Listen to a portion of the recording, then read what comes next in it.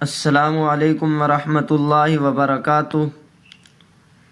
اہلیہ کاشف لاہور سے پوچھتی ہیں کہ مفتی صاحب، حاملہ عورت بیٹھ کر نماز پڑھ سکتی ہے یا کھڑے ہو کر ہی نماز پڑھنا ضروری ہے؟ اس حالت میں بھی رہنمائی فرما دیجیے۔ وعلیکم السلام ورحمۃ اللہ وبرکاتہ۔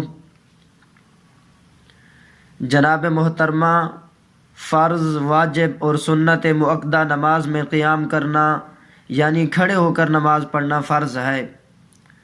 لہٰذا ان نمازوں میں اگر کوئی چاہے مرد ہو یا عورت بلا عذر قیام کو چھوڑ کر بیٹھ کر نماز پڑھتا ہے تو فرض کے چھوٹ جانے کی بنا پر اس کی نماز نہیں ہوگی۔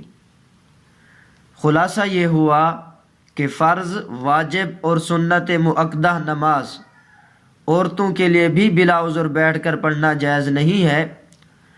البتہ کوئی ایسا عذر، بیماری وغیرہ ہو جس کی وجہ سے قیام، کھڑے ہونے پر یا سجدہ کرنے پر قادر نہ ہو تو پھر ان نمازوں کو بھی بیٹھ کر پڑھنے کی اجازت مردوں اور عورتوں دونوں کو ہے۔ نفل اور سنت غیر مؤکدہ نماز بلا عذر بھی بیٹھ کر پڑھنا مردوں اور عورتوں دونوں کے لیے جائز ہے۔ البتہ نفل یا سنت غیر مؤکدہ نماز بلا عذر بیٹھ کر پڑھنے کی صورت میں ثواب آدھا ملے گا۔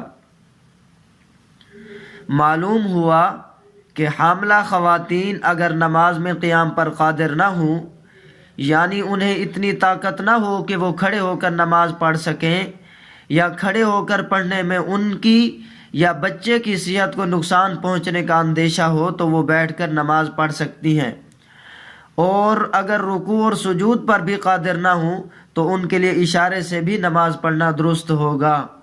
واللہ تعالی اعلم بالصواب۔